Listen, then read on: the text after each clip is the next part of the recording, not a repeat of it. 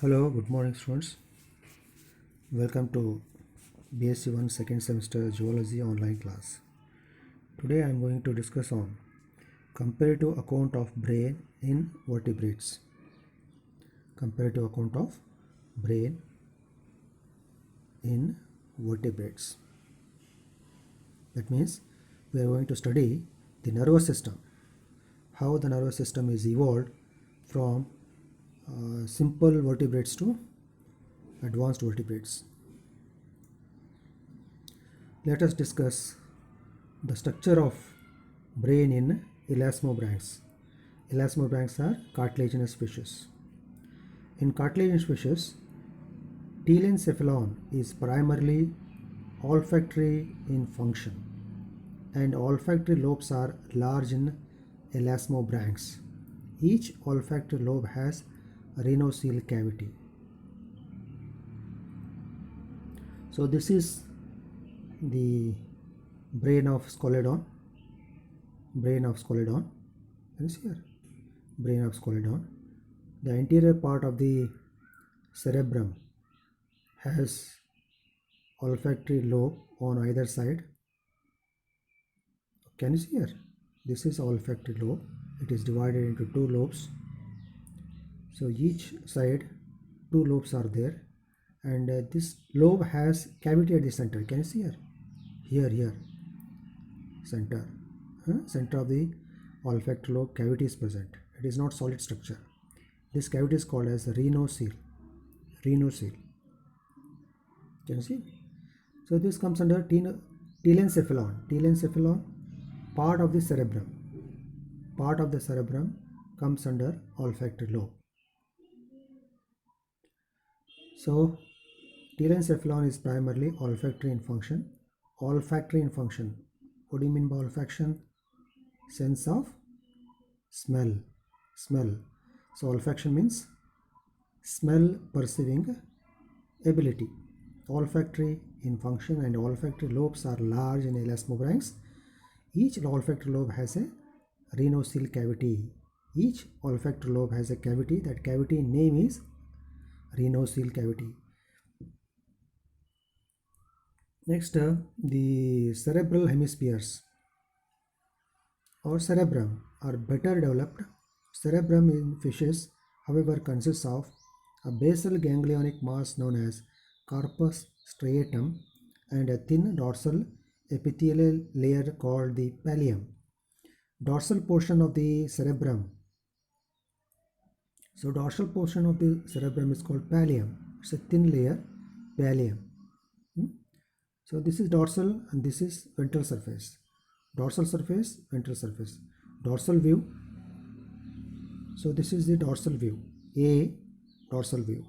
B, ventral view. If you observe the brain of this Scoliodon from dorsal surface, it would be like this. So the upper surface of the cerebrum is known as pallium. So epithelial layer called pallium composed essentially of non-nervous tissue. Pallium is composed of non-nervous tissue, and the center of the brain activity is back in the mesencephalon. Center of the brain activity is back in the mesencephalon, midbrain. So in the midbrain, all activities of the brain are situated at the midbrain. So this part is coming under midbrain. Cerebrum, pineal stalk is there. Mid dorsally there is a long stalk like structure called pineal stalk. Just behind the cerebrum, two optic lobes are there. Two optic lobes. Can you see here? Two optic lobes, and at the center, this is called the cerebellum. What is this? Cerebellum. So on the ventral surface of the midbrain, what are present? Infundibulum, optic nerves. These two are optic nerves. They are going to eyes. They are connected to eyes. Okay, optic nerves. So this is infundibulum. Then hypophysis. This is hypophysis. Can you see here? Hypophysis. Hypophysis means pituitary gland. So pituitary gland is present on the ventral surface, ventral region of the midbrain. Okay, whereas the pineal stalk, pineal body is present on the dorsal surface. So this is the medulla oblongata, spinal cord, spinal cord. So these are cranial nerves. Can you see here? These are cranial nerves. And inside the brain, cavities are present. So these are renocele cavity and lateral ventricles present in the each cerebral hemisphere. This is diocele, third ventricle. This is optocele. Next, this one is iter, and this is epicele, mittencele, and this is the central canal of the spinal cord. Central canal of the spinal cord. Central canal of the spinal cord has connection with the fourth ventricle, metacele of the medulla oblongata. Okay, next, the diencephalon is narrow with a thin roof having an anterior choroid plexus, below which is the third ventricle.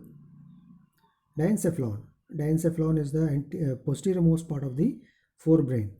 So diencephalon is a cavity. It has a cavity called diocele. Roof of the diocele is known as the epithalamus. Floor is called as hypothalamus. So roof of the diencephalon is having choroid plexus. So choroid plexus, anterior choroid plexus, this is called as anterior choroid plexus.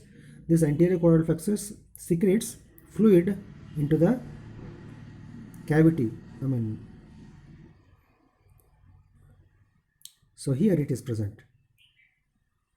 Diocele.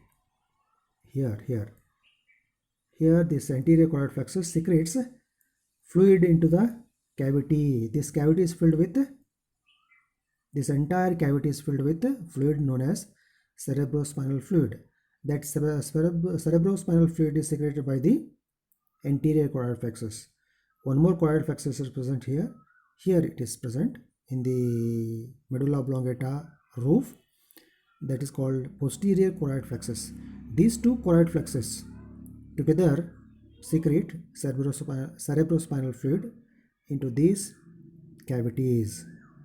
So this fluid maintains pressure inside as well as outside the brain. Very essential, and it also supplies nutrients to nervous tissue. Next, so choroid plexus, below which is the third ventricle. Its lateral walls form thick thalami, which serves primarily as a relay center for olfactory and visual impulses, and is associated with several sensory and glandular structures. Dorsally, the diencephalon has a long tubular pineal body. Dorsal to the diencephalon,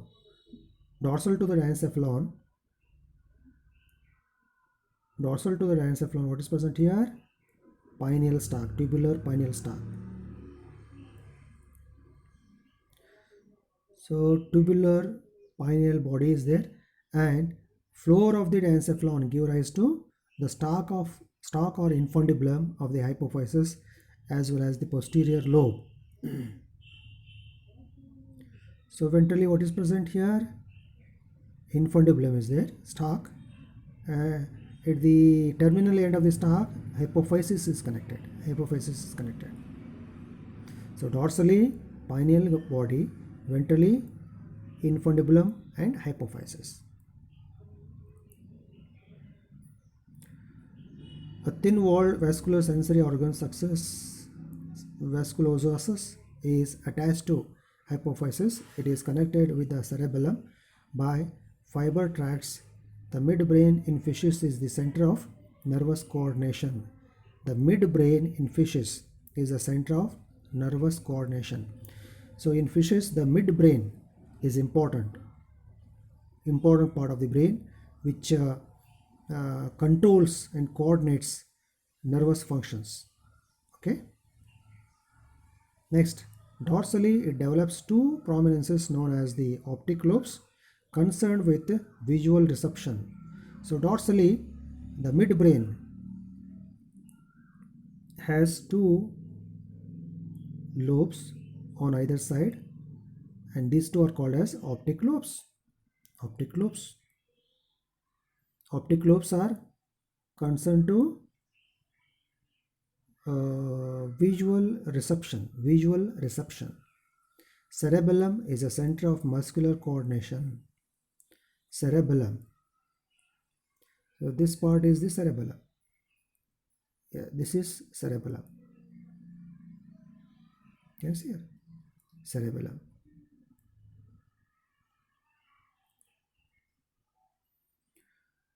So cerebellum is the center of muscular coordination. Medulla is developed, and at its anterolateral margins are present ruffle-like restiform bodies which assist the cerebellum in the maintenance of equilibrium. So these lateral margins of the cerebellum help in maintenance of body equilibrium. Next, let us discuss the structure of brain of bony fishes. So here the bony fish brain is like this. So by looking at this diagram, you can understand how it is different from the structure of elasmobranch brain. Cartilaginous brain and bony fish brain both are different in their structure. So their olfactory lobes, how they are, and here olfactory tracts are present, but their olfactory tracts are not present. Olfactory bulb. So the brain is more specialized than in elasmobranchs. Olfactory lobes are large, having no olfactory peduncles, and are closely applied in front of the cerebral hemispheres. They are closely opposed. Both are connected here. Both olfactory lobes.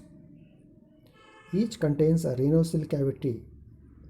Each of these two has a cavity at the center called rhinocele cavity, and this is continuous with the lateral ventricle. This rhinocele is continuous with lateral ventricle. Lateral ventricle come under, inside the cerebral hemisphere. Cavity of cerebral hemisphere is known as lateral cavity. Cavity of the olfactory lobe is called rhinocele. The cerebral hemispheres are better developed. Cerebral hemispheres here are better developed. The roof or pallium of the cerebral hemispheres is thin and non-nervous. Consequently, it is not equivalent to the pallium of other animals. In advanced animals, the pallium is nervous. It has nerves, but here it is non-nervous. Pallium. Thin and non-nervous, consequently it is not equivalent to the pallium of other animals. The corpus striatum is very thick. The lateral ventricle is undivided. The lateral ventricles are, it is undivided here. Lateral ventricle is present here. It is undivided. Diencephalon is small hidden dorsally by the midbrain. Hidden inside the diencephalon is hidden because it is overlapped by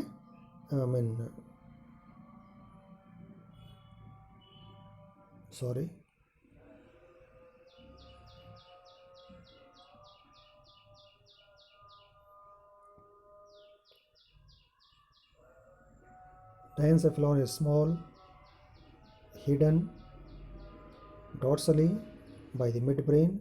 Only the pineal body with the stalk is present. Can you see here? Only pineal body is there. So mid-dorsally, pineal body is present above the cerebrum.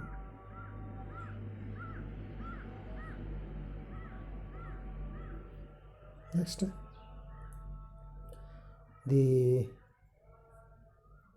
pineal body is not found in modern bony fishes. In modern bony fishes, pineal body is lacking. Melatonin has been identified in the pineal gland of certain fishes. It has an inhibitory effect on gonadal activity. Melatonin is the name of the hormone secreted by pineal body, parapineal body or pineal body. So this melatonin has effect on gonadal activity. In immature Pacific salmon, melatonin content is 6 times more than that of adults.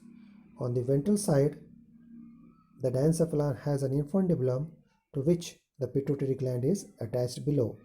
Below, the hypophysis is connected, pituitary is connected. Optic lobes are very large. These are optic lobes. These are optic lobes. Very large cerebellum is larger than that of elasmobranchs. Cerebellum is larger than that of elasmobranchs. Restiform bodies are also present in some bony fishes. Vagal lobes are the bulgings from the anterolateral sides of medulla and are found in bottom feeders which have taste buds on their body surface. So that's about structure of brain in elasmobranchs and bony fishes. So let us discuss the brain in amphibians. How amphibians are advanced, how they are superior to fishes. See, the nervous system of amphibians is still basically like that of fishes. The pallium of cerebral hemispheres is involved for the first time in vertebrates by nerve cells, due to which the cerebral hemispheres become enlarged in accordance with more complex activities of locomotion, hibernation, breeding, etc. Still, see this is cerebral hemisphere. Can you see here? This is the brain of frog. Dorsal view of brain of frog. It is these two parts known as cerebral hemispheres. This entire part is cerebrum. So I told you the dorsal layer of the cerebral hemisphere is called pallium. So here the pallium is nervous. It has nerves. But in other cases, in previous class, that is in fishes, the pallium has no nerves, but here it has nerves, cerebral hemispheres.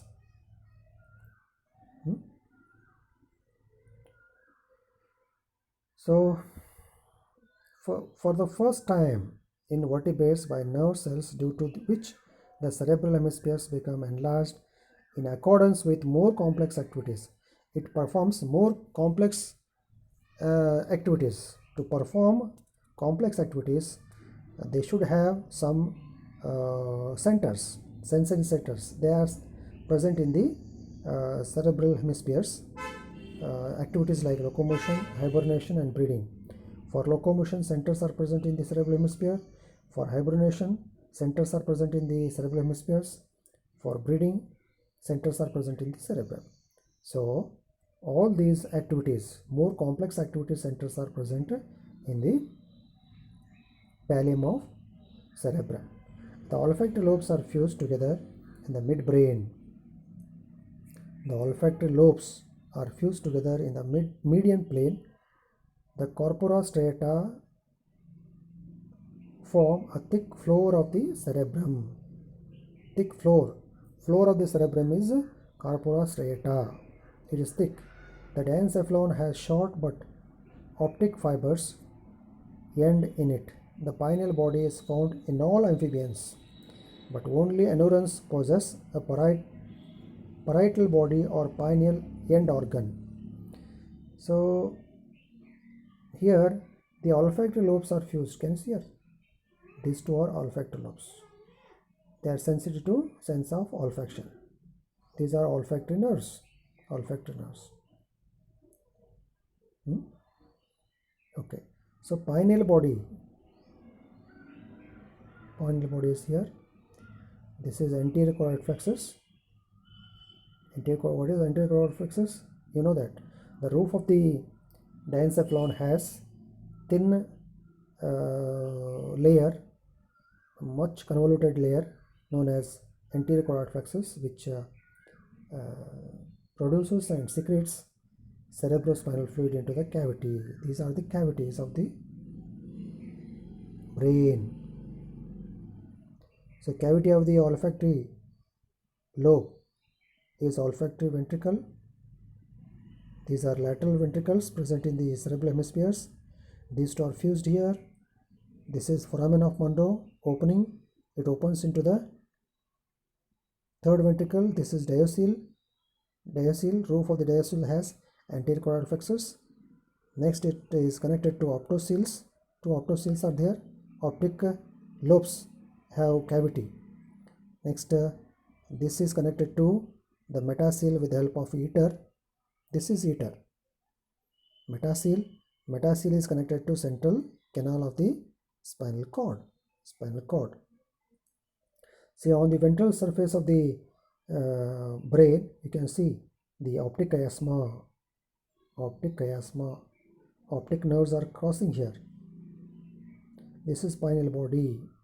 Pituitary gland. Pineal body is dorsal. Here it is. This is pituitary. Okay. So this is what medulla oblongata. Medulla oblongata is connected to spinal cord. So next, the optic lobes are large and are the center of brain activity like fishes. The members of this class are notably slow and sluggish in their movement. So the cerebellum is very small, like a simple narrow transverse band. Medulla is also small, except in Sicilians, flexures, or lacking in amphibian brain. So cerebellum is very small here. Cerebellum. Can you see here? This part is cerebellum. Cerebellum is very small.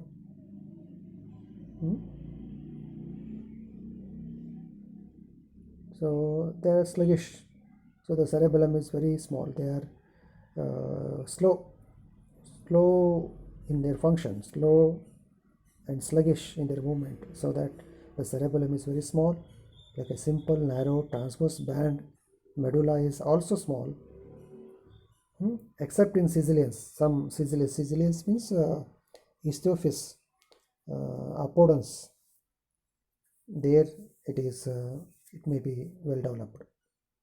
So this is about the structure of amphibian brain. So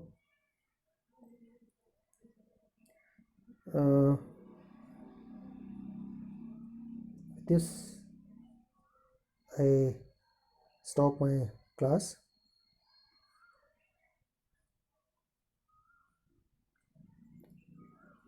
So we'll give you the assignment on this the structure of brain. Three structures of brain. Three brain structures we discussed. Brain structure in elasmobranchs, brain structure in the bonyfishes, and brain structure in amphibians. So one assignment is draw a neat label diagram of frog brain. Frog brain. So that is the assignment for this class. So in the next class we shall discuss the structure of brains in reptiles, aves and mammals. Thank you.